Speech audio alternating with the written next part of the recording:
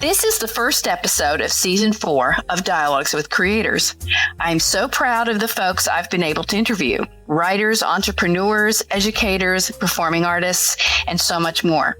This season, I'm lining up another fantastic array of guests with some surprises, I think. However, the other day I realized I had not interviewed probably the most creative person I know, perhaps because this tends to be focused on the region of Chattanooga and North Georgia. However, this guest did live in this area for a while, and he made a film here, so he counts, even though he has lived in California for many, many years. Knox Marshall is a filmmaker, and he knows filmmaking in every part of it. He's also a friend. Since he's able to speak for himself, I'm not going to talk too much on this podcast, and we're going to hear from him about creativity, film, and his prolific career.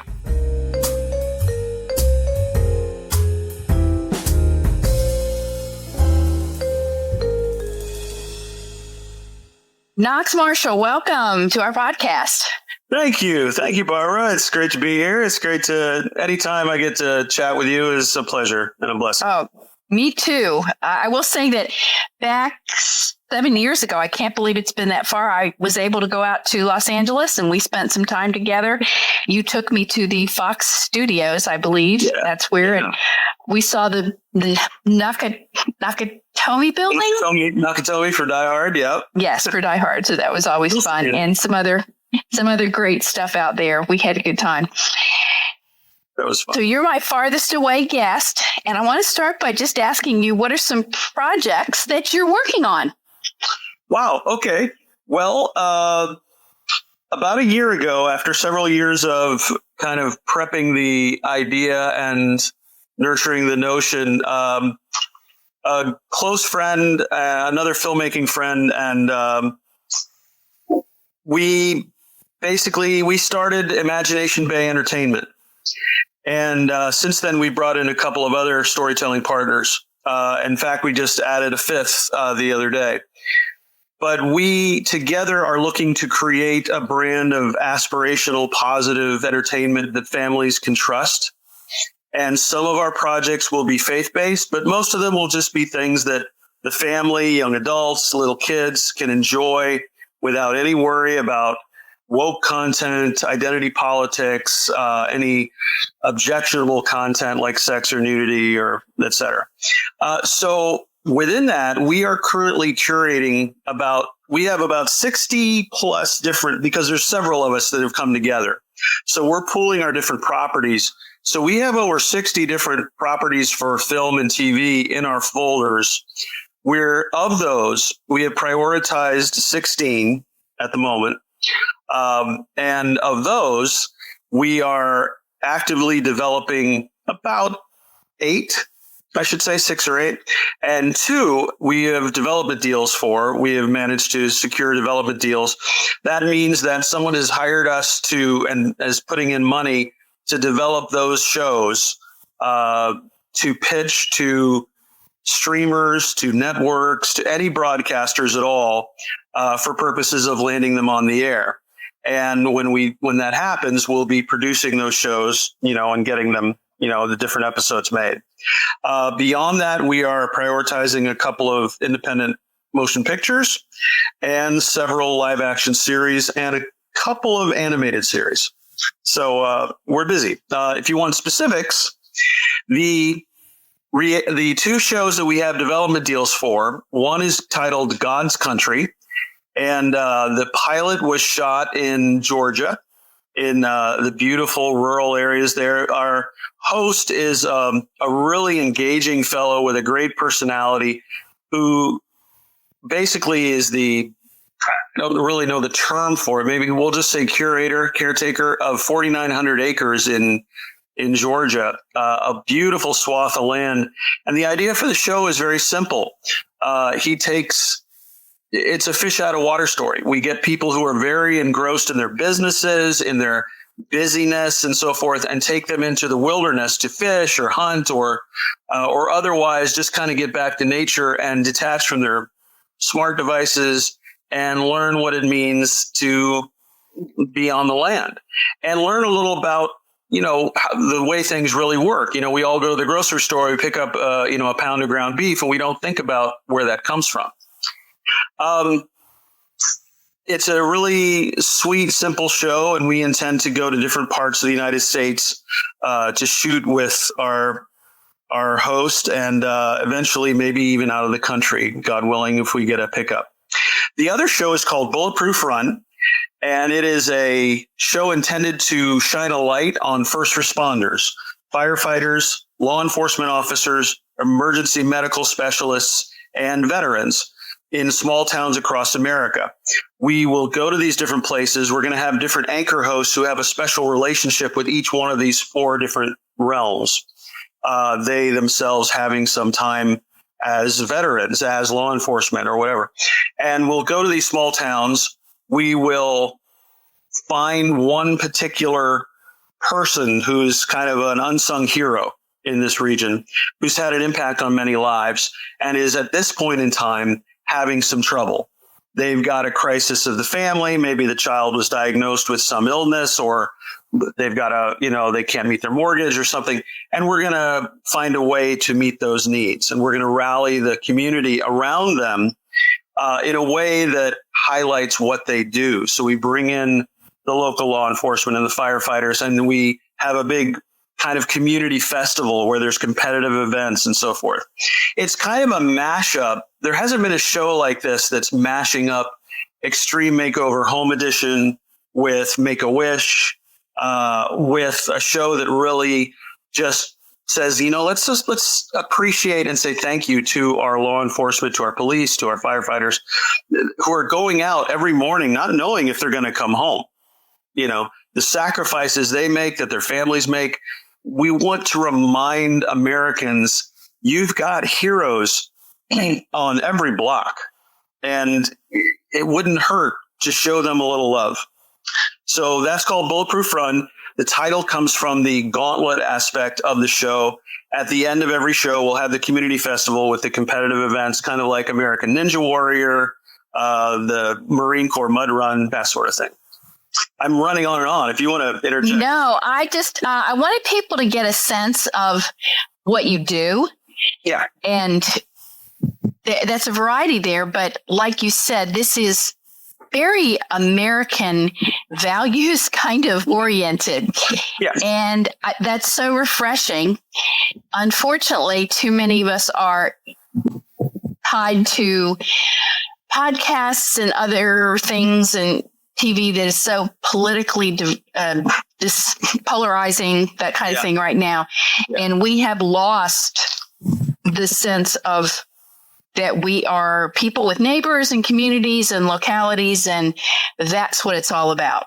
Whether you want to talk about the bowling alone phenomenon or any of that. And that's, anything that's saying, get off your phones and stop listening to these people who are trying to make you mad. Yeah. This guy. And it's funny because once upon a time, what was it, the late 60s, early 70s, it was like, what was it, Dropout? I don't know the slogans, but it was about, there was a big get back to nature, sort of get back to basics sort of thing. And that was associated with a more liberal sort of aspect of ideology. And now it's like, I don't know, we've lost a sense of our humanity in the culture. And Imagination Bay wants to, we really want to affirm family as the core strength of any culture, of our culture. We want to create stories where parents and kids are basically supporting one another. Kids respect their parents, and the parents are nurturing their kids and seeking to bring out their best attributes and lead them and parent them in a way that's conscientious and mindful of their potential.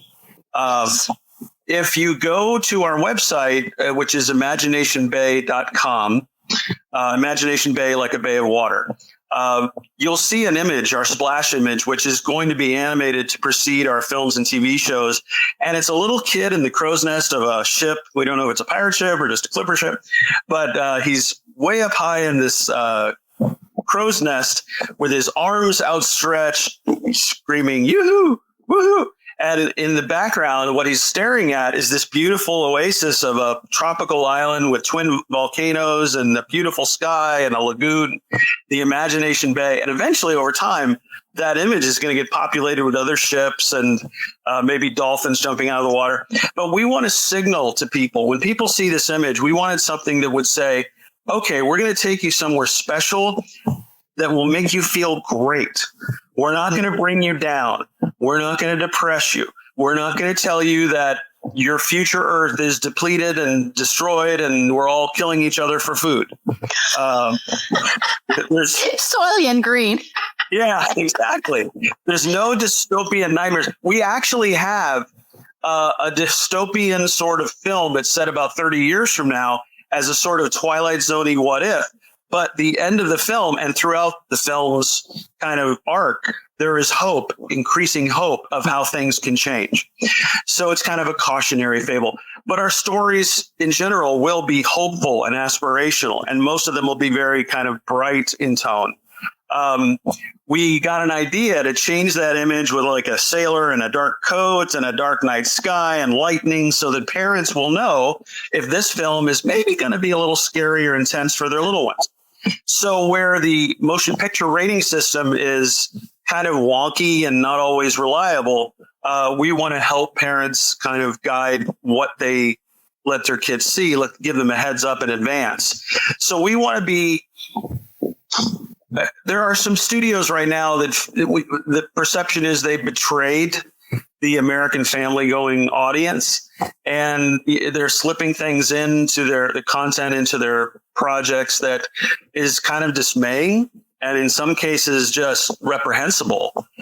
So we were thinking, how can we do the opposite? So we want to, there's a rating system, but we're going to rate our own stuff as well and give parents a heads up and say, look, this is great if you have little kids. This is great for the whole family. And this might be a little scary. So you might want to leave the little ones, let them watch something else or not take them to the movie at all. But we're not going to do anything that's like I mentioned earlier, you're not going to see any films from us that have nudity or sex or anything, like deplorable like that. Well, let me ask about your, you recently sent me a screenplay or a script. Pilot? Yes, a pilot for, I think it was called US 30? 30A, yes, yeah. Yes. And is that in production or is that? No, we are shopping it around and we do have some interest. It's basically an updated version of, it's sort of like a Hardy Boys in North Florida, along the Florida. There's a kind of a burgeoning community there. It's just beautiful. There's a number of different little mini cities around the strip of 30A, which is kind of like their Pacific Coast Highway or A1A on the Atlantic. It centers around two young guys, Deke and Bodie. They're sons of a famous detective, kind of like the Hardy Boys. We're not too proud to admit it. Still from the best. Nobody would know that today, though. Yeah. I mean, a few people would, but most would not connect that, I'm afraid. But in the pilot episode, they're hunting for a church, the family. There's little things like, we're not knocking people over the head with Christian themes for these shows, but we want to portray a more, really, in our opinion, a more balanced view of the American family. There's a lot of families that go to church. And when was the last time you saw one in a TV series that actually attends church? That they weren't making a joke of it somehow. That the father was listening to the ball game during the sermon or something like that, Exactly. or they have to be waking up to say amen at the liturgy. So it's a fun show with characters who, there's a lot of broken characters in this area because it's a mystery series. But little by little, there's opportunities for redemption, personal redemption, second chances, forgiveness, restoration. I'm big on themes of restoration in our projects. So there'll be a lot of characters who get a second chance at, living the way they, there's a great quote. I want to say of Simone Weil, it's never too late to be what you might have become. Right. Yeah. That's good. And I love that. It's, it was on my wall for a long time. And anyway, that's a theme that'll be in a lot of our films. We have a movie right now that's based on true events about a rescue of American kids from Afghanistan in the final days of our pullout, our military pullout in 2021. It's called Trace 4. And we're in talks with some potential funders for it. Basically, there were a number of extractions of Americans when the administration that was in office and still is in office at the time basically turned their backs on Americans and pretended they weren't there. So other people had to step in. These are a bunch of retired special ops guys that answered the call and went in. And in our case, there is a faith-based element because the guy who leads the mission was a military chaplain. And he's a little past, he's well past his prime. He's like 58, 59 for military work. And he's having some issues with his heart and so forth. But he can't say no. So he rounds up his buddies and they go, and it's harrowing. The last third of the movie, they're in these tunnels underground, trying to get to Hamid Karzai Airport, and it's they're being tracked by the Taliban and so forth. And Okay, so now I'm going to start asking you some questions because I have something to kind of jump off on. Okay, you've just talked about 4 projects that sound huge to me, and I write books, but I don't do movies, and movies are a whole different, even just writing a screenplay is a whole different, there's no connection. How do you balance all these things? That's a good question. It really is like, okay, we have to schedule them out. We spend usually, I said we're curating all these projects and then we prioritize 16 and then we're actively developing 6 to 8. So they get varying amounts of attention depending on, where they are. Obviously the ones we're getting paid to develop get they get a lion's share of time and attention until we've exhausted everything we can do that day for those shows. Then we're like, okay, we have these other pilots that are ready to go. And, who are we not reaching out to that we could be reaching out to? Who do we owe a phone call to? Who owes us a phone call after a meeting? We are constantly looking for those opportunities and networking to reach it. We met with major streamers and some newer streamers and with major studios, NBC, Universal. So it really, how do you prioritize? You just prioritize. You have to decide, okay, what is the likeliest outcome if we do 1, 2, and 3? And for some of these projects, it's about, for all of them, really, a big thing is finding potential financiers, investors. So fortunately, we have some great allies who are working on our behalf in that realm. But we also reach out to others given the kind of productions we want to make and that we want to be an alternative to for parents and families to some of the other entertainment out there, we are largely reaching out to conservative financiers, people who are ideologically aligned with us and see the need in the marketplace. And there's some amazing stats that we've uncovered that the streaming market, it's in a weird place right now, but it's going to continue to grow. A few days ago, it was revealed that for the first time, linear broadcasting, which is like the traditional networks and cables, they represent less than 50% of viewing for at least all Americans for the first time in history. And that doesn't surprise me because I often watch network television in years, literally, really. And I have no idea what's on it. And kids barely watch it at all. They're watching YouTube. Little kids, there's whole YouTube channels with cartoons, Coco Melon and and Bluey and all these Puppy Dog Pal. One of our partners was a producer on Puppy Dog Pals for 4 years. So, but the other one, Paw Patrol, is huge on YouTube. So there's all kinds of markets being created that are, we call them alternative, but they are becoming mainstream very quickly. So we see that as an opportunity, whereas it used to be very difficult to create something and get it on the air. If nothing else, you can create a YouTube channel and you're broadcasting, and you know that. So, but there are there's different types of online streaming. There's AVOD, which is advertising video on demand, which is like Tubi or Freevee, Pluto TV. Those are all free, and they use commercials like traditional networks do. But you can pick and choose what you want to watch. You don't have to be at the whims of their scheduling. You can, if you want to watch the Andy Griffith Show at 3 in the morning, you can do that. You're going to get some commercials, but it's on demand, right?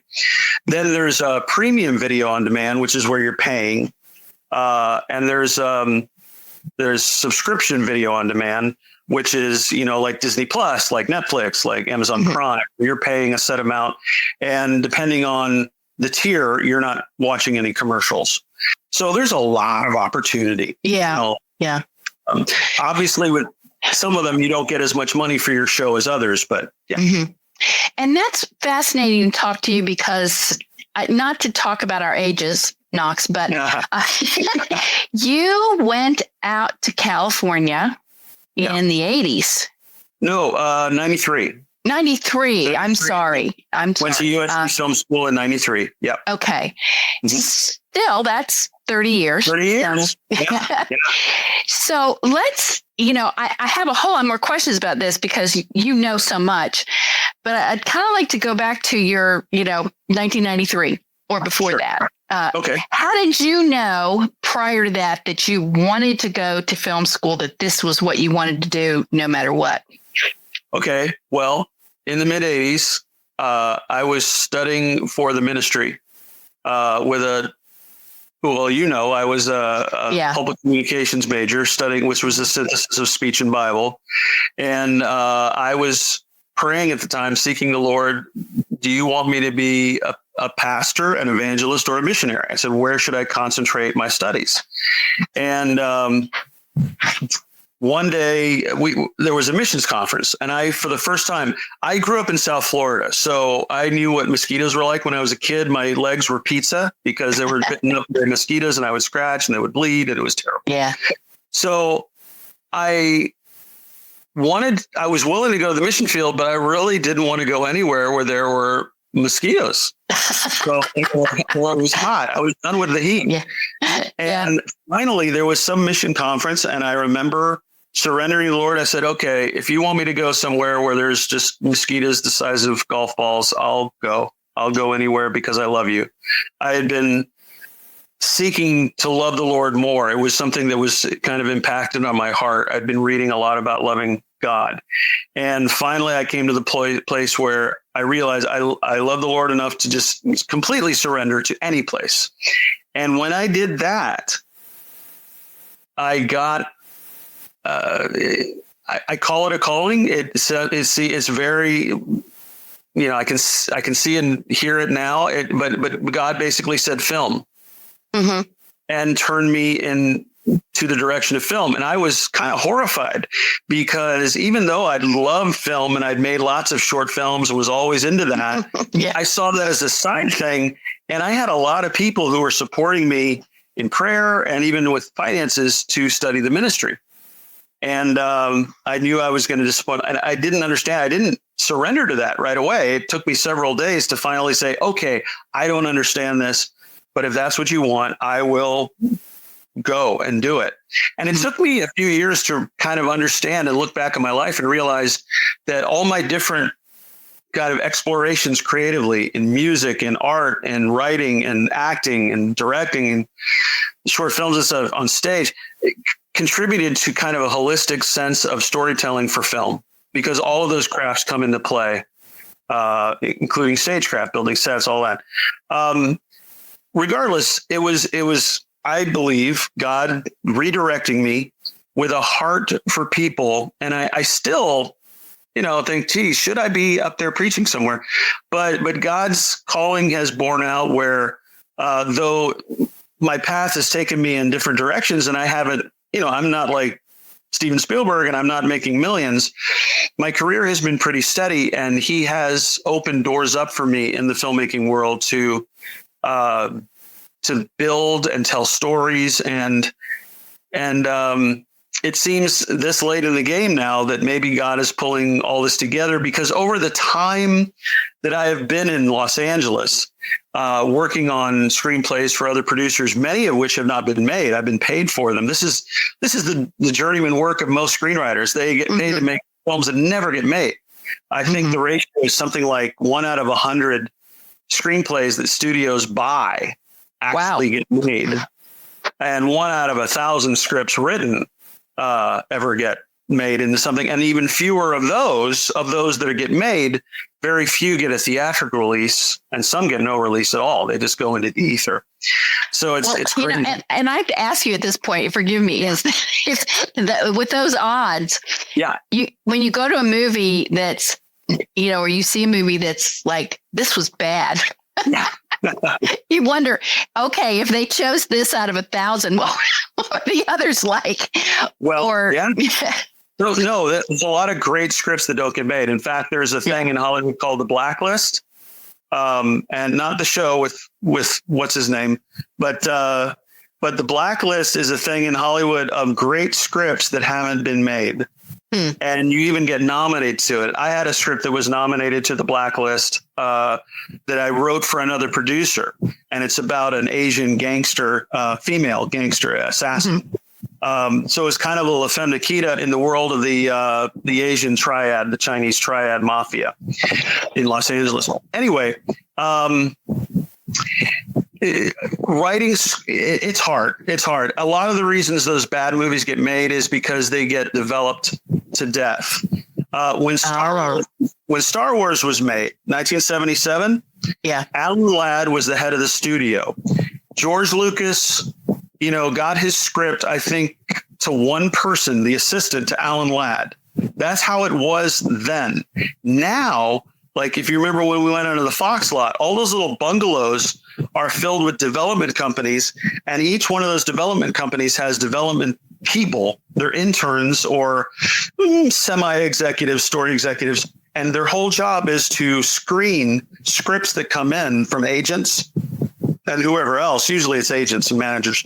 And they screen, and there's tiers, there's whole levels before it gets to the top person. And their job, the job of these interns and story execs, is to screen out all the scripts that they think don't cut mustard.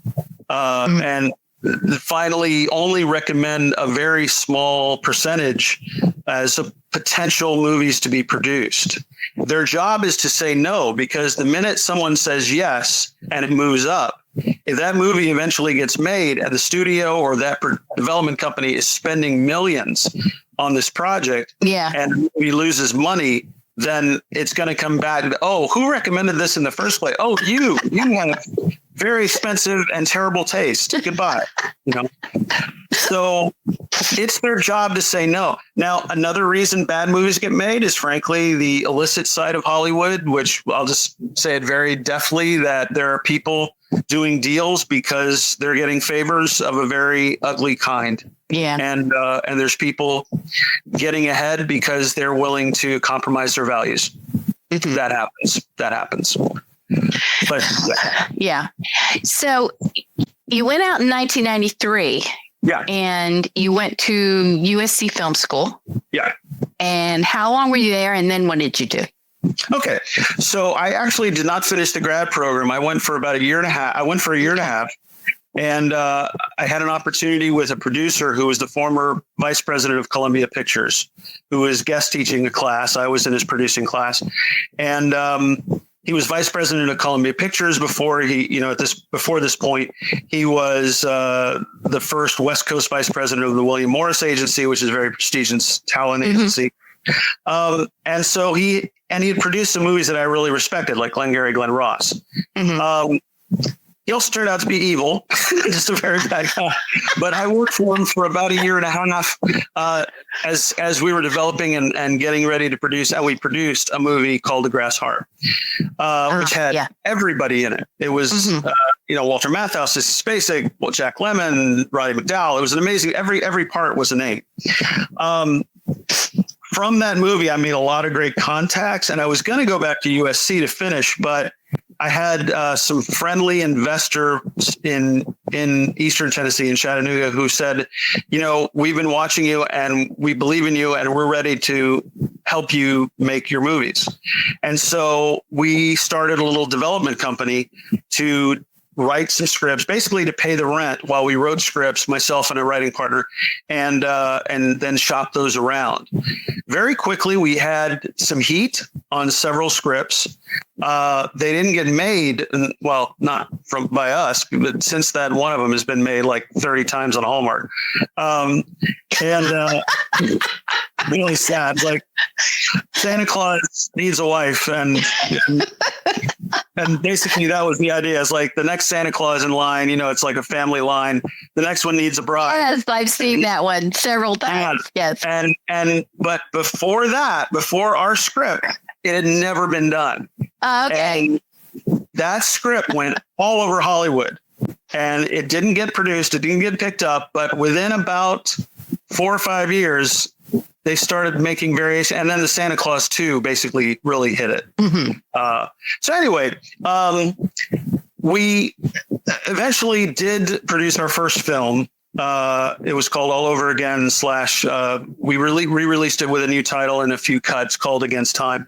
And the problem is that about the week or two we started to shoot, about a week or two before we started shooting, Disney announced a movie with almost the identical plot, starring Bruce Willis, and 50 times our budget. We were shooting for less than $1 million, and they had a $50 million budget. This was in 2000, with Bruce Willis as the lead, called The Kid was the name of that movie. And what could we do? We were already funded and we were on the ground and we had all these people and we had signed deals. So we had to make the movie.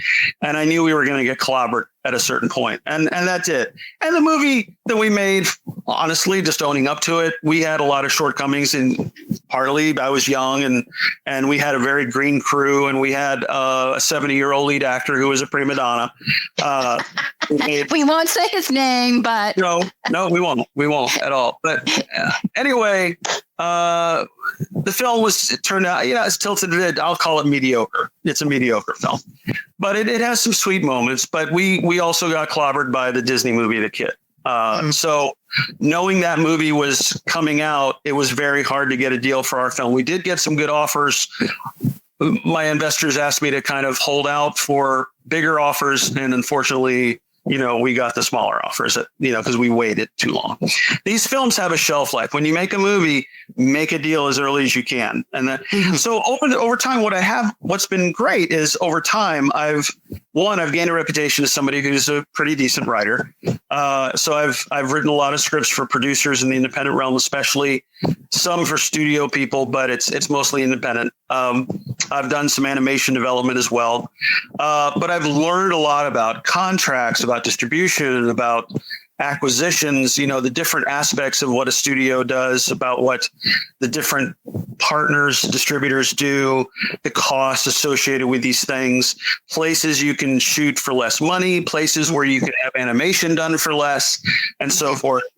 We've managed to really do some fun stuff in the last few years that's kind of defied the odds because, of accumulated experience, not just on my part, but the people that I'm partnered with, So the blessing of networking with people and pooling your resources, you can do much more, with the people you cumulatively know. Than you can on your own individually. So, yeah. Yeah. I mean, it's so clear that filmmaking is so collaborative and so community, communal in a sense that I'm not sure people see that, there's the auteur theory of filmmaking and all that kind of thing, the Orson Welles And like, yeah, whatever. But, and realistically, it's extremely collaborative. Just sit in the movie theater and watch all those people that work on it, Yeah. And I was going to say, when you mentioned the grass harp, that there was a time in my life, people talked about the 6 degrees of separation. And I would say, hey, I know Knox and he knows Sissy Spacek. Yeah, I actually went house hunting for Sissy Spacek. Yeah. So, she's a sweet lady. I'm sure you can tell a lot of stories about people, but we won't do this here. No. Yeah. So the thing that, you had this goal. Mm-hmm. A lot of times we hear about, follow your heart, follow your dreams, all that kind of thing. But when I hear you talk, it's like, yeah, follow your heart, follow your calling, follow your dreams, and work your off. Yeah. No, it's a lot of hard work. And after again, being paid to write a number of scripts for different producers, they'll raise money, and we're even doing, we're raising money for development.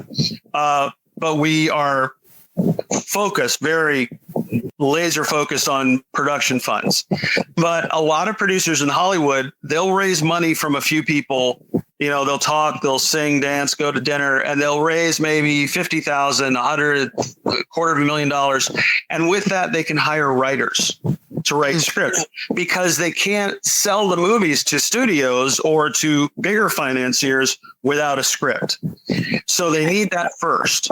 So they'll raise a little bit of money to hire writers, and then they'll go out and try to raise money for their films. And usually it's really hard. I mean, we're experiencing that now, but we have some great potential. I mean, we're going to stick to it until it, really pulls through. And I think we're close on 1 or 2 projects for independent funding. I mean, but you have to, as a writer, and again, most screenwriters in Hollywood are me. They're writing projects that never get made or rarely get made. Well, it's 1 or 2 out of 10. And you have to get used to taking those blows, because it hits you, psychologically. It's like, I put my heart into this and nobody wants to make the movie. It's not like I'm writing a little, dad gets cancer and the whole family's sad movie. I'm writing, stuff with aliens or mermaids or gladiators or whatever. And these are movies that people probably want to see, and yet it's really hard to get the money for anything, in the millions, So to counter that, for us right now, we're actually developing. I hesitate to call it a horror movie because it's for Imagination Bay, but it's a faith-based thriller with some dark themes, but ultimately hope and an injection of real Christianity in this movie. Choices, of faith that we want to shoot in Italy for about $250,000. So that's one of. We have big projects and we have little, but that's our smallest feature project. Like the God's Country, that's, we're looking at a very low budget for those shows. It's a very small crew. It's just a couple of people on camera, 3 people on camera. So we have little shows like that. And then we have like the 30A, or we have a show that's set in 1774, which is budgeted at about $1.2 million an episode for about 45 to 55 minutes. So we have a range. One thing is flexibility. I'm all over the place here, but what I'm trying to emphasize is, yes, you work your butt off, but you also want to maximize your odds, right? So you want to be flexible with opportunity when it hits. So having some projects that you can shoot quickly and for less, but still at a great quality level. And then having your others that are like your prestige, your gems, they're going to cost more because there are people looking for those projects. So we have such a plethora of wonderful projects right now. We have a big board with 16 of them up there. And then we have all the others in the computer that our interns, are looking at and helping us think about, regularly. But the 16 are all over the map as far as genre and budget, scope, audience demographic. We're developing a very inexpensive animated series called Kai and Scrub, which is based on the Dax Sander books. It's about the youngest brother who loves animals, and he goes exploring with his pet sea lion. And it's going to be very simple animation, like I don't even know what to describe it to you for your guests, but very simple, but very colorful. It'll be like a storybook come to life, but it'll be educational. Where we learn about animals under the water, on land, about tropical plants and trees and stuff like that. And it'll just be silly and fun. So that's a very inexpensive show we're developing. So we have things on the whole scale so that, okay, this financier is willing to put up X amount of dollars, but not X amount of dollars, XX, then we'll do the little show, right? Okay. But we have 3 guiding principles. Let's see if I can remember them. All of our projects will have broad market appeal. All of them have great franchise potential, creating a franchise, of expanded worlds. And all of them, most of them, not all, most of them have some sort of merchandising opportunity. So for our family projects and our kid projects, that's easy. For some of the more essence, like the Afghanistan movies, we're not going to be selling guns or shirts that have, let's go in and bust some heads. We're not going to do that. But most of our shows have great toy potential and stuff. So, yeah.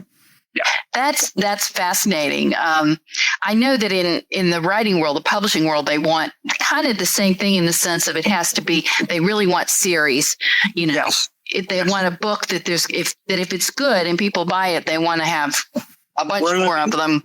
We're in binge culture. Yes. Yeah. Yeah. I here in the department of what I do, we have students who want to go into film. And of course, a lot of that has shifted to Georgia because of the tax breaks and things. And the university system and the tech system developed the Georgia Film Academy, and our students go there. I've had over 70 go there over the last few years and get their training. And some are working in the field and doing well. And some went in, something like one fella is a producer for the PBS station, in Chattanooga. So they're doing various things. Some are doing marketing. But to be honest, some of them, I think they get into it and they realize this is hard. Yeah.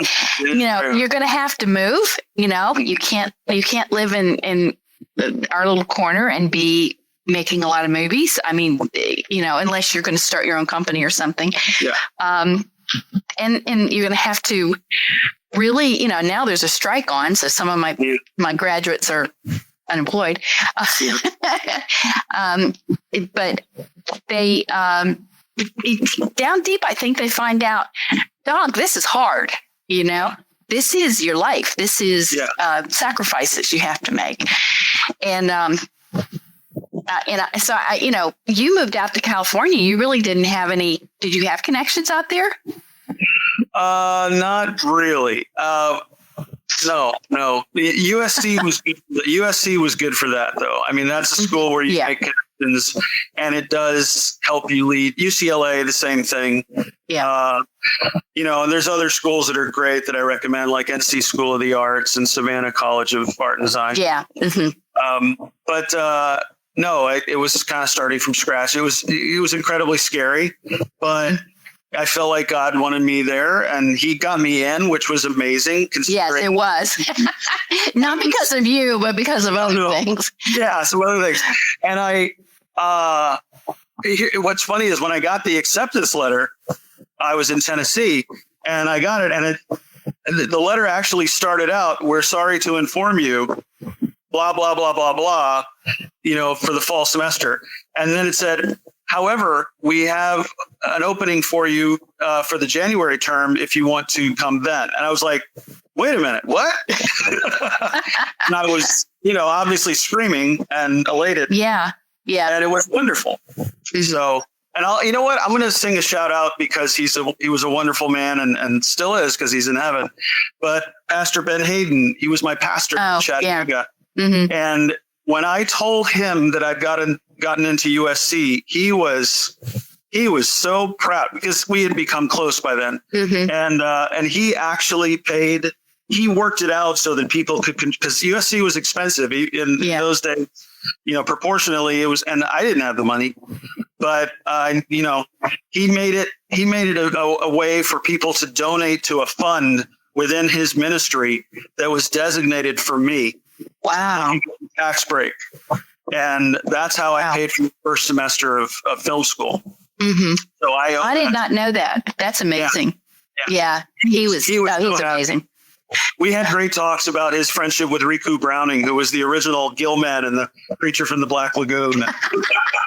Yeah, he knew everybody. He knew everybody. So what would be your advice to young people who want to go into film? One, figure out why you want to be in film. Do you want to tell stories? If you do, if you're a storyteller, then nothing should stop you. If you really have it in your gut that you just have to tell stories and share stories with people, and you have that burning drive to entertain, what I call the big wow. I've always had the big wow. I was always a ham, and you know that. I mean, so no explanation needed. But if you have that drive to tell stories or to just blow people away somehow with spectacle, with some kind of invention, then don't let anything stop you, but know that you're going to have to work hard as anybody else, and probably harder, because they say it's a cliche, but it's true. It's show business. It's not show friend. So there's nobody out here just automatically that's going to look at you once you arrive. Like, I forgot her name off the bus in Bowfingers. She says, "Where do I go to be an actress?" Heather Graham. I love that movie. People act like it's not funny, but it's so funny. I laugh from beginning to end. So, and there's a lot of truth in that movie. Yeah. So you got to work hard, but read everything you can. There's great books on screenwriting and filmmaking. There's no shortage of great books. And if anybody wants, they can reach out via the info@imaginationbay.com address, and I'll recommend some books. But you don't have to leave where you are right away to be a filmmaker. Use your phone. There are movies being made on phones. So they're not great, but there are great lenses and things you can buy. Like one of my partners made a documentary buying add-ons to his iPhone, and this thing looks gorgeous, So you can make short films where you are. The editing programs exist that are free or very, very cheap. You can get, So the tools exist. It's very democratic now. I like to tell young filmmakers, the new Hollywood is everywhere. Yeah. Because the equipment exists. What lacks is acting talent, storytelling talent, directing talent, and, the production value. So if you are willing to educate yourself and study and watch a lot of, how did Tarantino become a great filmmaker? He watched like 50,000 movies before he did a film. Yeah. He worked at a video store, but I would say watch the old movies, because frankly, they made a lot of bad movies in the old days too, but they don't survive. Most of them, are hard to find. The good movies are around. So you can look up great movies, start with the AFI Top 100 and watch those films and educate yourself, become film literate. Get a working vocabulary of visuals, of style, of the evolution of films. The first time somebody did a jump cut in a movie, audiences will, wow, what is that? The first time a train came at audiences, they theater, and we have evolved our collective consciousness of what works in editorial. There used to be some rules you didn't break in editorial about like jumping across the we have like we call a 180 where you direct from and you don't edit. Anyway, that's been broken. So The rules can be broken, but you got to learn what the rules are, and you need to educate yourself, watch as many movies as you can, read scripts. There are great resources online for scripts, pilots, features, learn how to write. The writing has changed so that the task of screenwriting, you're a novelist, and I've enjoyed your novels.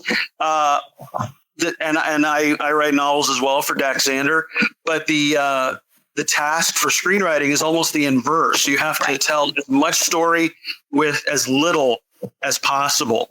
And nobody in Hollywood likes to read. So that's something you have to get over.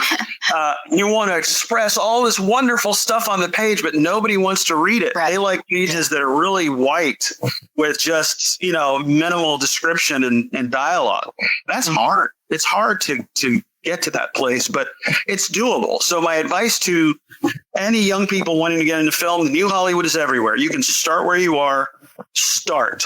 Don't feel like you have to get to a place where you can then start, because you'll never get anything done. That's interesting. Yeah. Big mistakes. I've made a ton of mistakes.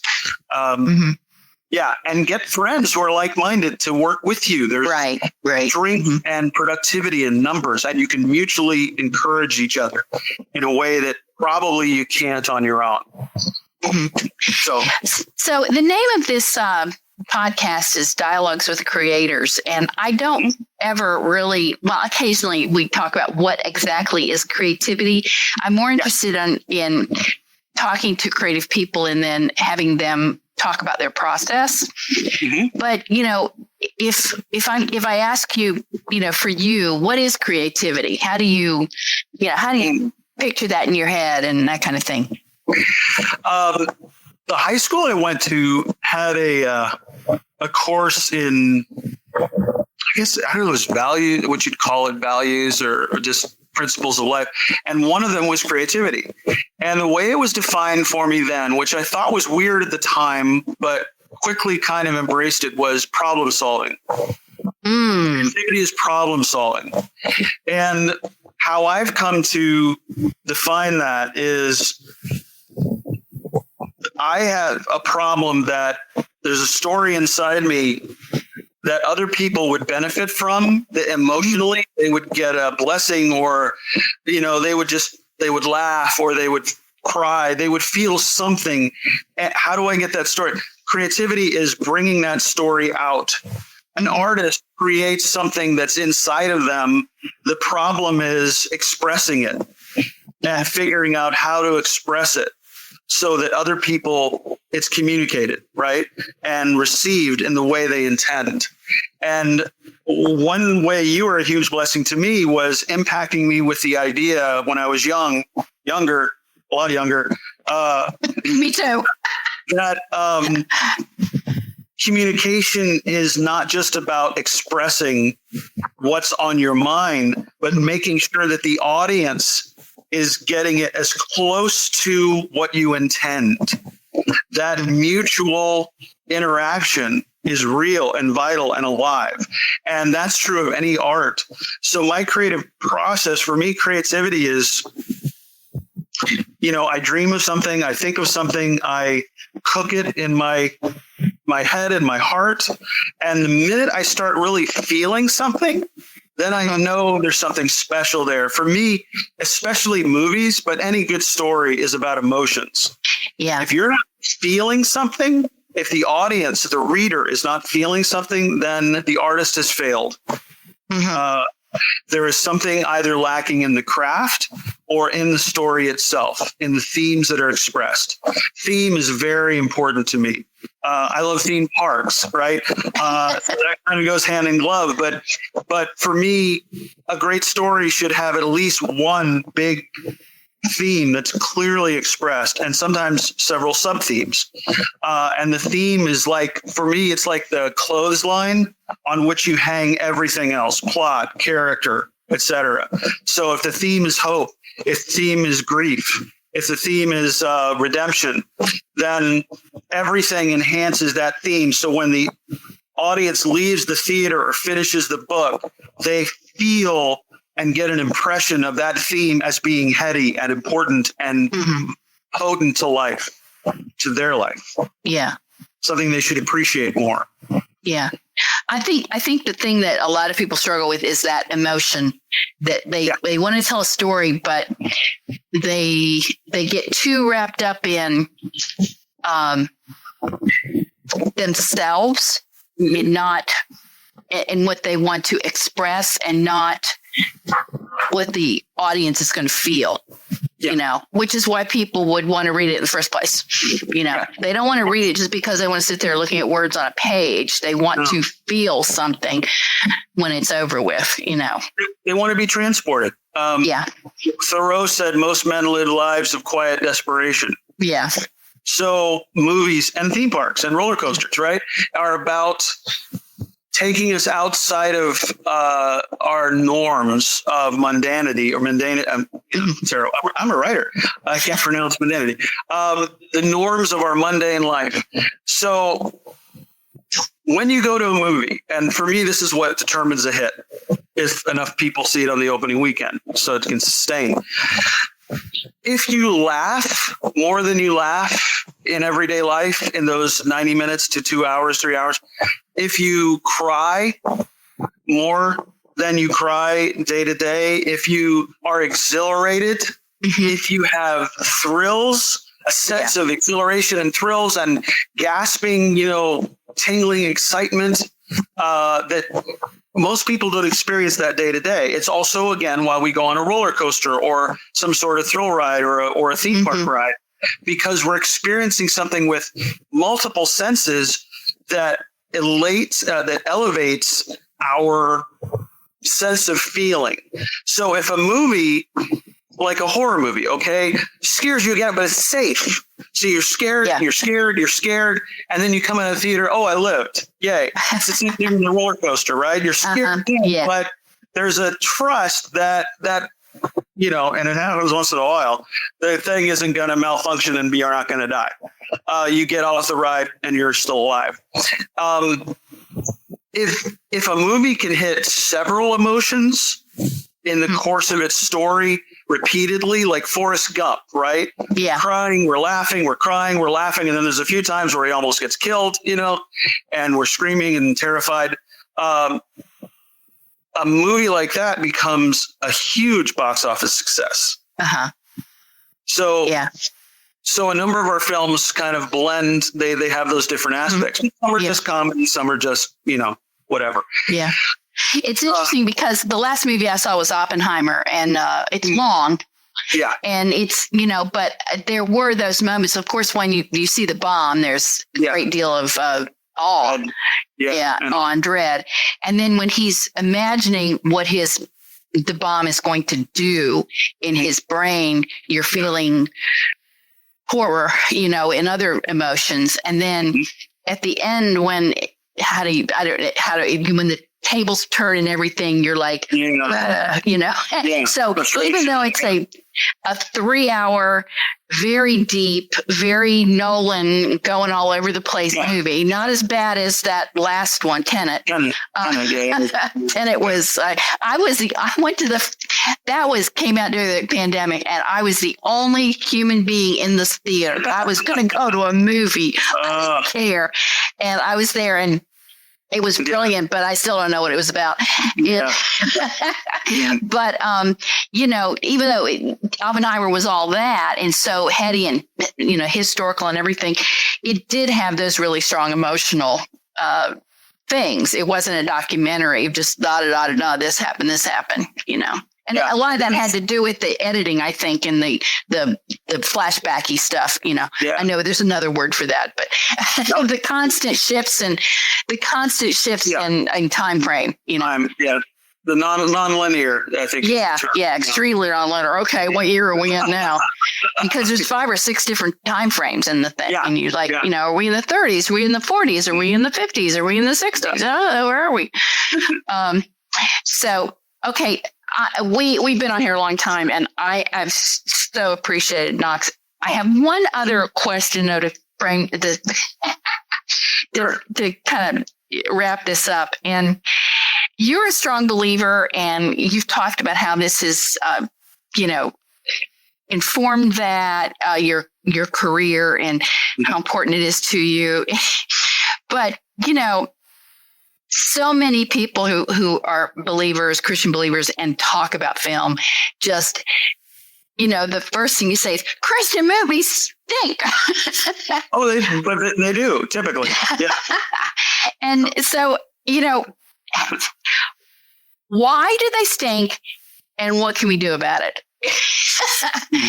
Or is there an answer? Is it going to, are they stinky because they have to be? Send money to Imagination Bay. We'll take care of it. Okay. Okay. There you go. Everybody hear that? There are people addressing this. Finally, it's taken time, but a number of filmmakers in Hollywood and then others that are greener and newer have taken the bull by the horns and decided, okay, we're gonna tell better stories, and we're going to find better people who are good at these different crafts to make sure that the film looks. If you go see Sound of Freedom, which is not an overtly Christian movie, it's really not a Christian movie. It's just a story about human trafficking. Yeah, but I've seen it. Mm-hmm. And it's beautifully shot. Yeah, it is. He's a fantastic cinematographer. They had a great crew in Latin America, and they had great actors. Bill Camp, who's one of my favorite actors, period, plays the second banana in that movie, and they just assembled a team and and basically designated it for purposes that were redemptive. And it's not overtly Christian, but there are other movies like Jesus Revolution was pretty good. It didn't blow me away, but I was moved and I was impressed with the production value, and Kelsey Grammer's great in it. But the other guy, the main guy that plays the guy who becomes the priest. Lonnie Frisbee. No, not Lonnie Frisbee. The other. Greg Laurie. Greg Laurie, the guy who plays Greg Laurie, did a fine job, and the girl, his love interest. So it's going to be hit and miss. It's going to be like, let's find great stories to tell, but let's be very judicious. It's like a lot of Christian movies it's not on our mission statement on our website, but one of the things we talk to investors about is Imagination Bay is not going to do domestic dramas. In other words, movies that you can see on Hallmark, probably, where it's just a simple love story, or somebody gets cancer and they recover, or it's, there's a divorce pending and then they reconcile. Okay, these are great themes and they're worthy of storytelling, but you can catch that ad infinitum on free television. We're going to give you, if we're telling, okay, so we have a movie we're developing, a faith-based movie based on an obscure book of the Old Testament. I don't want to mention which one because I don't want anyone still, but we're going to do it essentially as kind of a cross between Singing in the Rain and High School Musical, with a very young cast and very worthy themes. And it's faith-based, but it's actually kind of leaning Jewish in its themes and the story. And it's the story we draw from. In fact, the characters that we're going to be using are Jewish because we start with a Jewish funeral. And so we're going to have, it's going to be really bright and fun, and kids, a very young cast jumping up and down and singing and dancing, and kind of impressionistic, but it will embrace great values from a fantastic story in the Old Testament. We have an animated movie based on the Book of Creation. If you notice, people keep making movies about Moses and David, and they forget almost all the other characters in the Bible. The Chosen's done a great job. That's what I would hold up as. Okay.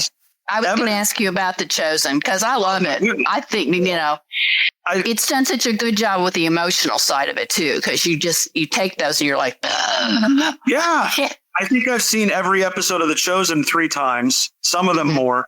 That one where Jesus, I can't even say it without choking up. When Mary Magdalene, when he calls her by name, it's just, And what I'm excited about, I'm looking forward to that last episode. I guess it'll be the last episode of the series where they're in the garden and Jesus says, Mary. Yeah. Oh my goodness. I'm just going to be a hot mess. But they're doing it right. Dallas and those people, they're doing it right. those shows are not being made cheaply, but they're not being made exorbitantly. If Hollywood made The Chosen, they'd spend 10 times as much and it would be awful.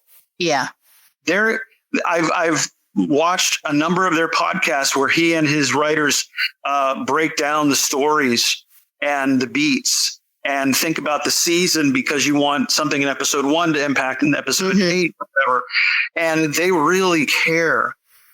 So people get into Christian film, one, because they think we need better Christian movies. Great. But you got to care about storytelling.